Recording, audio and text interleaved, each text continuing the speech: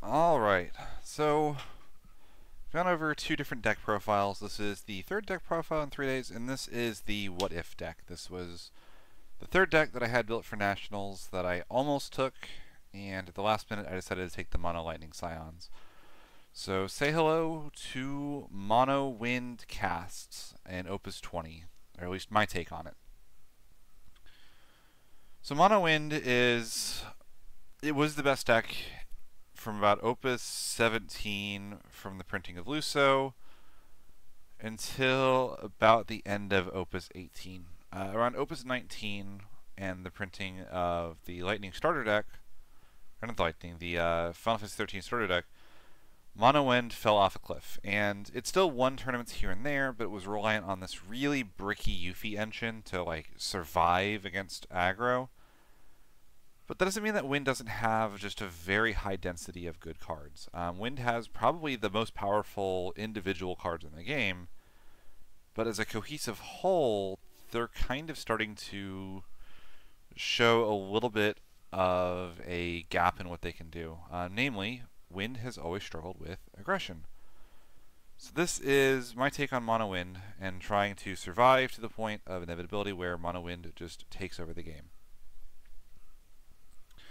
So let's start with, I believe the backup is probably the best spot to work with. Mono Wind took a big hit with the banning of Althea. Althea was the advantage engine, it was the power card, it was everything to the deck. It was infinite recursion, it was protection, it was a way to get your cast count up while maintaining card advantage. Just it did everything for the deck. And Althea is gone, so we have to find new things to be doing. Thankfully, we do have some of them.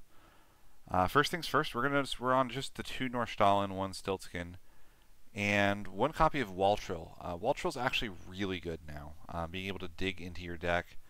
No longer are you really fighting with that Althea search to get your Waltrill, and Stiltskin's just good. It gets you either your Luso or your Evray. But the big thing, and the thing that Mono Wind has always had, is a plethora of backup engines.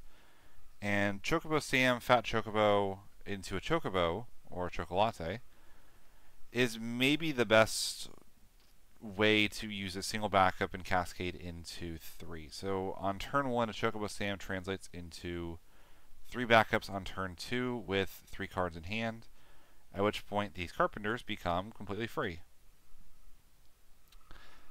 I kind of wanted to find room for 3 Norstallin and 3 Carpenter, but that's a lot of backups, so I ended up just kind of splitting the difference and going 2-2. Norstallin's still nice because she represents 2 backups by herself, but the Carpenters are really, really good at helping ramp for free. They just get you there so much faster than other options do. So what's new, and why was I considering Mono Wind when, by all accounts, it's been struggling? And you'll notice that the big change is right here. Xenos is a heck of a card for slowing down aggression. So Xenos, if you're unfamiliar, is the box topper of the current set, and Xenos says you can cast Xenos from your break zone. When Xenos enters the field from the break zone at the end of the turn, remove him from the game.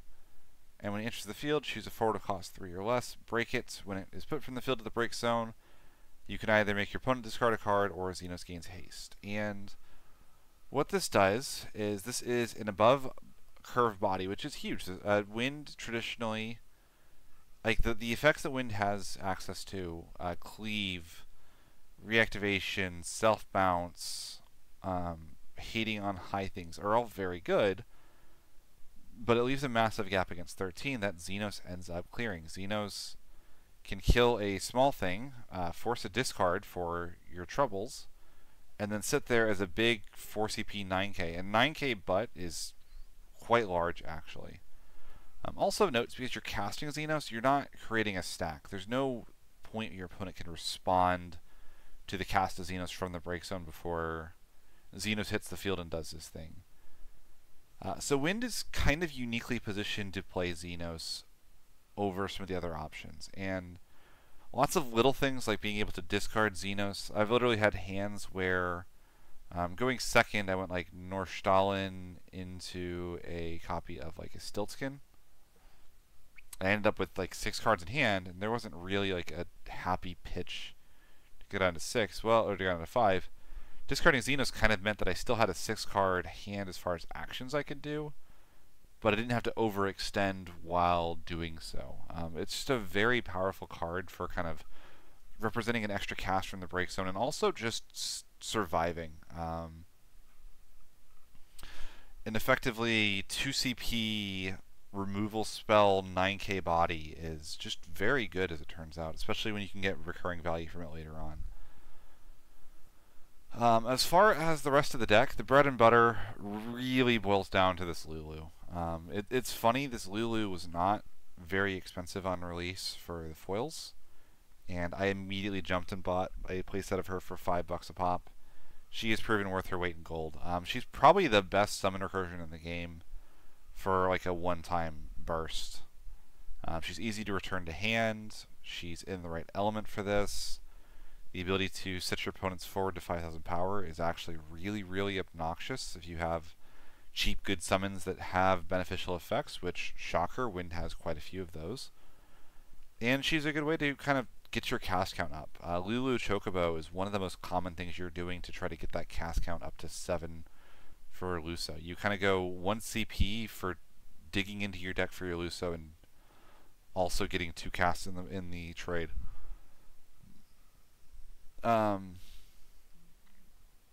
Just like always, I like my engine cards to be at 3, so 3 Rosa as well. Rosa kind of does everything for any Wind cast deck. When you cast your 3rd card, she activates all of your backups. And when you cast your 5th card, you get to reveal the top card of your deck and play it for free if it's a character. She's also has built-in protection, which is, for some reason, one of Wind's pieces of the color pie. So she's also pseudo-untargetable if your opponent doesn't have a way to deal with her. Combine that with our Atomos, who does this for a 2 cast, and our Evray, who just gets to activate backups once per turn. And we kind of can generate a lot of CP over the course of our turn. And this is all in service of course, Luso. I still think Luso is kind of a toxic card. I find that Wind is at its best when it's forced to use a secondary element for things, and Luso just does everything.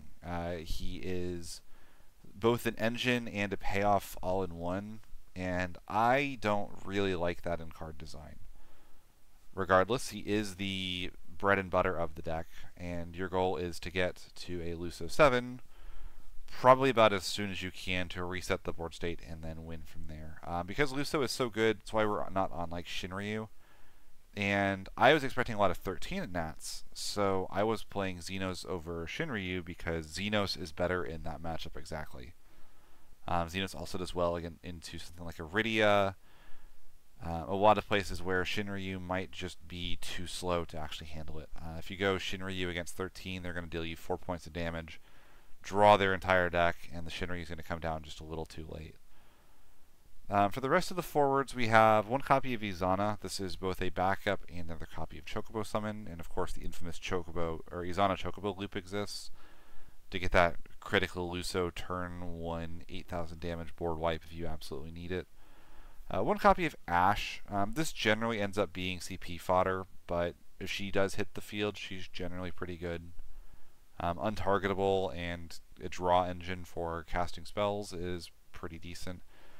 2 copies of Zidane. Admittedly, I considered actually cutting Zidane entirely just because the randomness is so high. The highs with Zidane are very high. I've literally used my 6 opponents' deck against them when I pulled a Setzer, Mog, and a Celes from them, and then sometimes I'll play Zidane and I'll get cards that don't do anything. The variance is very high, but the ceiling is also very high. And the other unfortunate thing about Zidane is that he does better the more wind there is in the format, and we're in a very low wind format right now. So in general, he's not getting a ton of value, unfortunately. It might be better just to go with 3 Luso and like the 2nd Izana, and just try to guarantee that game plan for resetting the board and going from there. That said, Zidane does still represent a higher forward count than we want. He gets stealing summons is always good. And usually any forward just about is like castable if you're not actually, you know, dealing with having to cast it. We have the full 3 copies of Fina. This is the other payoff for Mono Wind. Basically, she is a effect veiler from hand if you have 4 or more wind backups. We can get there as early as turn 2. She's just a good card.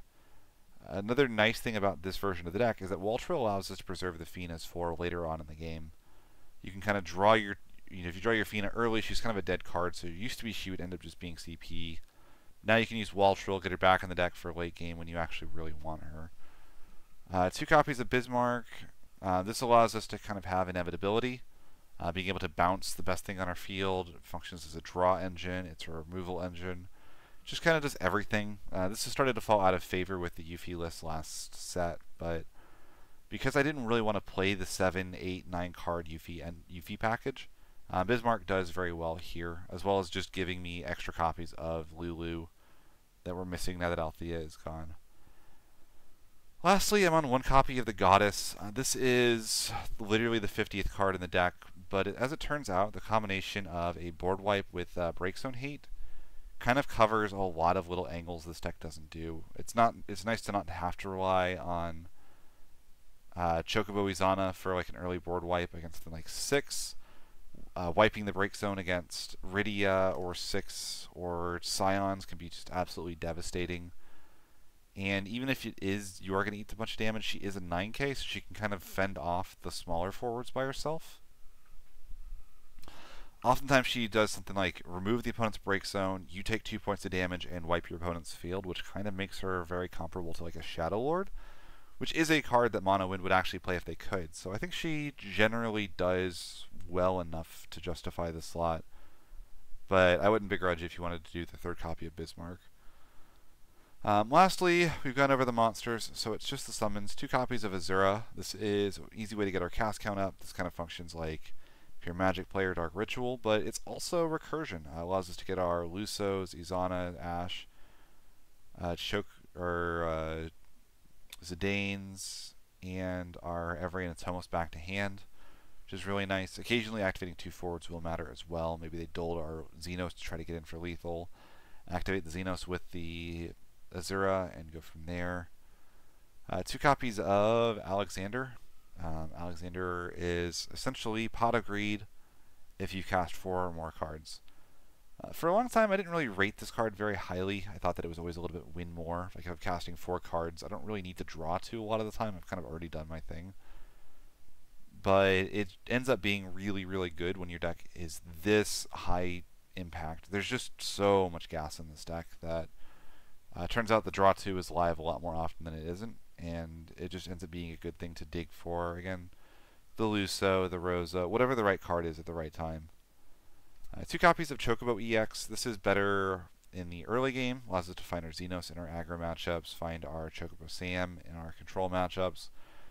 It's the best EX Burst Wind has access to, and as a 1 CP summon, it is just a viable thing to cast to get your cast count up as well. 3 copies of Naked Chocobo. This is the best summon in Wind, maybe the best summon in the game outside of Amaterasu as well. Again, it just does everything. It's protection, it's recursion, it's repeats the best entry effect, and it's literally free. There is 0 cost because Chocobo replaces itself in hand and replaces the discard with the card that you targeted to bounce. It is just a ludicrously good card, and also forms the backbone of how this deck gets its cast count up between the Lulu Chocobo loop. 3 copies of Dryad. This is just the best removal spell that Wind has access to.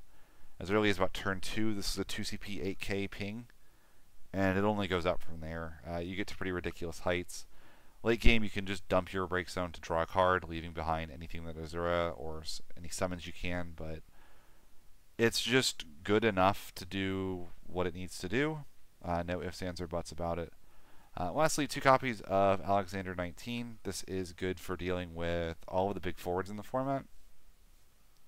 Think of cards like 5 CP Lock, Edgar, Shinryu, Une. All these cards die for free with this Alexander, and Lulu gets it back for free. So you go Lulu, Alexander, and Lulu just says break a big thing on their side of the field and increment your cast count by 2. At which point your Atomos reactivates, you play another thing, Rosa activates your backups. You kind of start to see how this deck snowballs very, very quickly. So that is my take on Mono Wind in Opus 20. I think that had I taken this deck to Nats over Rydia, you might be hearing about me in my top cut and breaking down that. I think this was with the way the room was positioned, this deck has a very favorable matchup against Mono Wind, has a very favorable matchup against Chaos Arc. I think it does okay into 6. Like, it's definitely 6's favor, but not so bad as to be unwinnable in a lot of situations, especially if they aren't careful with how they commit their lock to the field and you outscale them so hard. Luso is just a heck of a card, as it turns out. It really was just the aggro matchups, the 13s of the world, the Fire Lightning Scions that really scared me off playing this deck.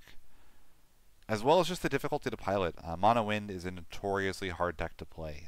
You have to be thinking multiple turns in advance, preserving your plays and your knowledge for a turn at which you can actually do everything you want to do over the course of the game. And I was worried in a longer tournament that I would not be able to play this deck to its fullest ability.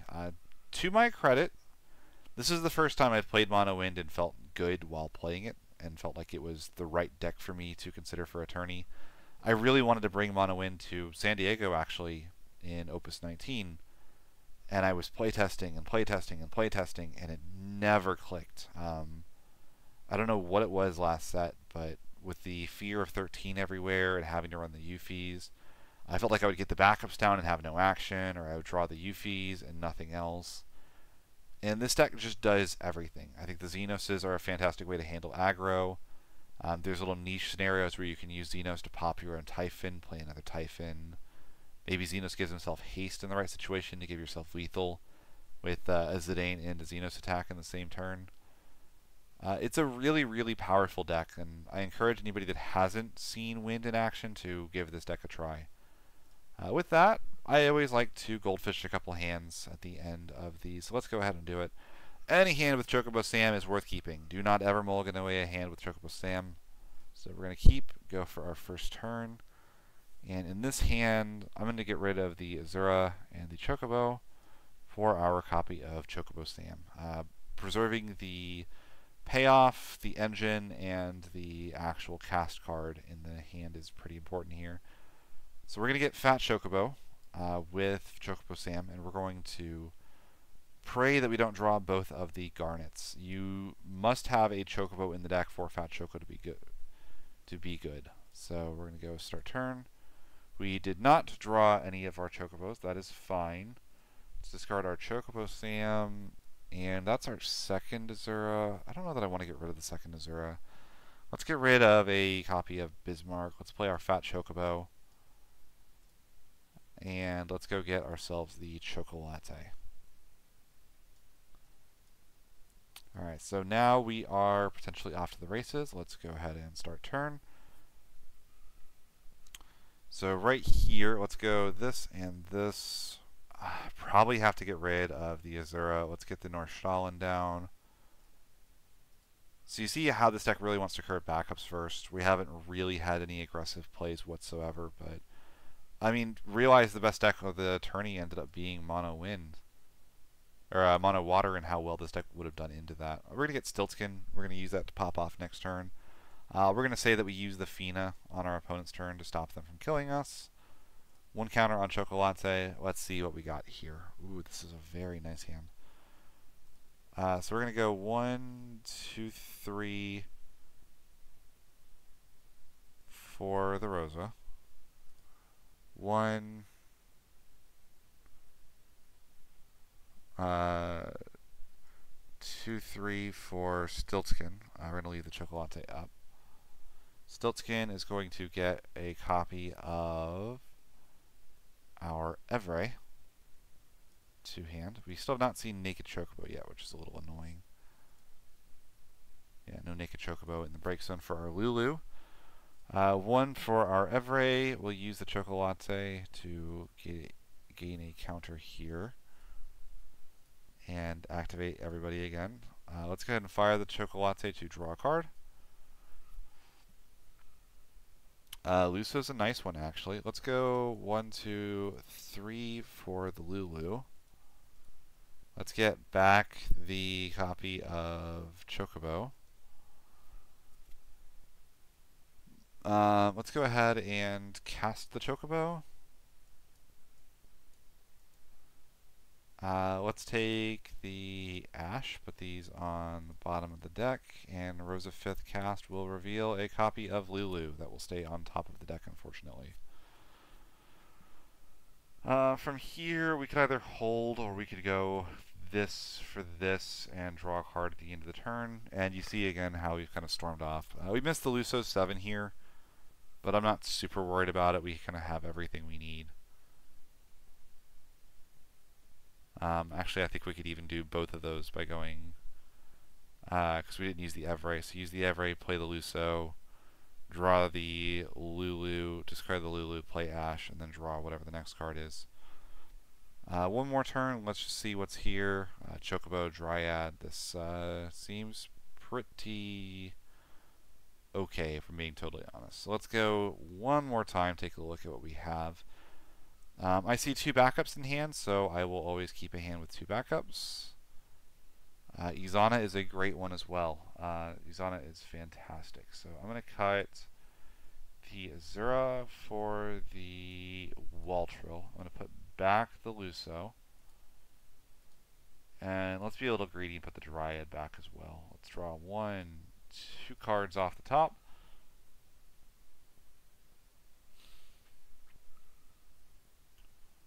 That's pretty good. Let's take another turn here. We're going to go 1, 2 for Chocobo Sam. We're going to pitch these as well for our copy of Fat Chocobo. This will get us to 4 backups with 1 card in hand. But we are ready to pop off. We have Naked Chocobo. We've got everything we need. Start the turn. Well, this probably slows things down a little bit. Let's play the Xenos. Using all of our backups. Play a little defensive. And this is the turn we pop off. Okay. Let's go with this for Chocobo. Let's see if we can hit a Rosa. We did not. Fina is a nice consolation prize. Let's go this. And let's go this for Lulu. Lulu gets back the Chocobo. Let's go these 2 for the Chocobo on the Lulu. Let's draw that card. Let's go ahead and do this to play the Ash and draw a card and pass. Because we had the Fina protection as well. Alright, last chance. Let's see what we got here. Okay. So I can go for Lulu, Chocobo Loops again here. Maybe I've drawn a couple cards, but again, you see the way this deck curves and how it could potentially handle aggression. I've got the Typhon and the Xenos here. Lulu Alexander is very good, of course. Lulu, get back the Dryad in here. Means that anything dies because I can go, the Dryad will do at least 12k, and Lulu sets the target to 5. And nothing's living 12k anyway, right? So, thank you all for watching. The deck list is in the description, and I should be back with Deck Sage pretty soon, if not tomorrow. Thanks for hanging out.